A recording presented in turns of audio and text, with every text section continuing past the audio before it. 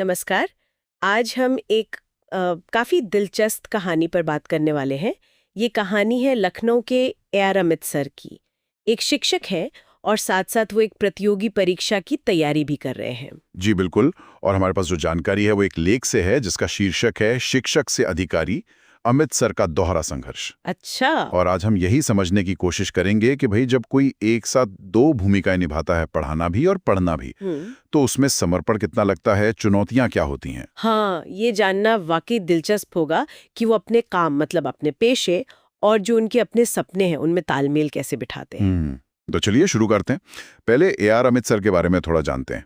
लखनऊ में physics teacher हैं, दिन में बच्चों को पढ़ाते हैं। जी। और जैसा कि अक्सर होता है ऐसी कहानियों में, उनका जो असल संघर्ष है वो शायद दिन ढलने के बाद शुरू होता है। हाँ, सही कहा। लेख में बताया गया है कि रात में वो खुद RO परीक्षा के लिए पढ़ते हैं, मतलब समीक्षा अधिकारी, सहायक समीक्षा अधिकारी। सोचिए जरा, उनके कमरे का जो वर्णन है ना, वो उनकी पूरी कहानी कहता है। कैसा? एक तरफ फिजिक्स की किताबें रखी हैं बिस्तर के पास और दूसरी तरफ वो सारी किताबें जो चाहिए होती हैं RO के लिए, जैसे भारतीय संविधान, उत्तर प्रदेश सामान्य ज्ञान, करंट अफेयर्स, भारतीय राज व्यवस्था। अच्छा, मतलब दो बिल्कुल अलग दुनियाएं एक ही छोटी सी जगह पर। बिल्कुल।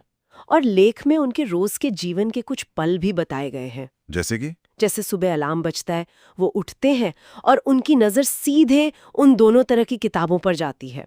ये सिर्फ किताबें नहीं है, ये शायद उनकी दो पहचान है, एक शिक्षक की और एक अभ्यर्थी की। सही बात है। और ये जज्बा सिर्फ सुबह रात का नहीं है, दिन में पढ़ाते वक्त भी वो लक्ष्य दिमाग में रहता है। हाँ, एक वाक्य का जिक्र भी है।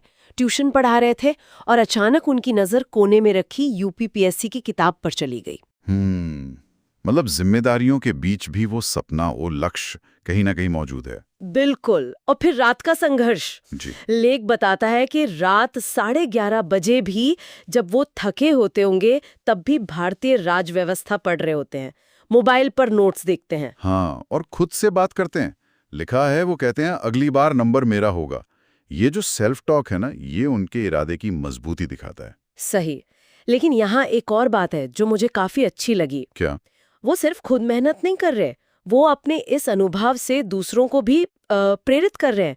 वीडियोस बनाते हैं इंस्टाग्राम और यूट्यूब के लिए। अच्छा, ये तो बढ़िया बात है। हाँ, और उन वीडियोस में वो साफ साफ बताते हैं कि वो एक फिजिक्स टीचर भी है और एक RO अभ्यर्थी भी। मतलब वो छिपाते नहीं हैं अपनी इस दोहरी पहचान को। नहीं, बिल्कुल नहीं। उनका संदेश भी बड़ा सीधा है, अपने सपने को मत छोड़िए, चाहे आप कितना भी बिजी क्यों ना हो। ये दिखाता है कि वो अपने संघर्ष को शायद सिर्फ निजी नहीं मानते, उसे एक तरह से दूसरों के लिए प्रेरणा बनाना चाहते हैं। तो कुल मिलाकर देखें तो ये कहानी सिर्फ एक टीचर के संघर्ष की नहीं रह जाती। नहीं। ये शायद उस हर इंसान की कहानी बन जाती है जो अपनी आज की जिम्मेदारियों और आने वाले कल के सपनों के बीच मतलब एक पुल बनाने की कोशिश कर रहा है। बिल्कुल सही कहा। ये संतुलन साधना, ये बैलेंस बनाना ही अपने आप में एक कला है और एक बड़ी चुनौती भी। हाँ। तो ये कहानी है दृढ़ता की और एक साथ दो पहचानों को संभालने की। ये उन अनगिनत लोगों की कहानी है जो अपने रोज की भागदौड़ से वक्त निकालकर अपने सपनों के पीछे भाग रहे हैं। जैसा कि स्रोत में एक लाइन है, जो दूसरों को रास्ता दिखाते हैं वो खुद भी एक रास्ते पर होते हैं। वाह, ये लाइन तो अमित सर पर एकदम फिट बैठती है। शिक्षक के तौर पर दूसरों को रास्ता दिखाना जी। और एक अभ्यर्थी के तौर पर खुद एक रास्ते पर चलना, वाकई इसमें गहरा मतलब है। तो आखिर में सवाल ये उठता है कि ये सब मायने क्या रखता है। हाँ, ये एक व्यक्ति की कहानी है, अमित सर की जी। पर शायद ये उन लाखों लोगों का अक्स है जो चुपचाप ऐसी ही मतलब दोहरी जिंदगियां जी रहे हैं, आज की नौकरी, आज की जिम्मेदारियां निभाते हुए कल के किसी बड़े लक्ष्य के लिए तैयारी कर रहे हैं। सही कहा। और ये हमें सोचने पर भी मजबूर करता है कि इस तरह की जो लगन होती है, ये जो दोहरी मेहनत है, इसके पीछे की असली ड्राइविंग फोर्स क्या है। क्या है वो प्रेरक शक्ति? हाँ, क्या ये सिर्फ एक नौकरी पाने की इच्छा है या कुछ और भी गहरा है जो इंसान को इतनी मुश्किलों के बावजूद आगे बढ़ने की हिम्मत देता है। ये सवाल शायद हम सबके लिए है।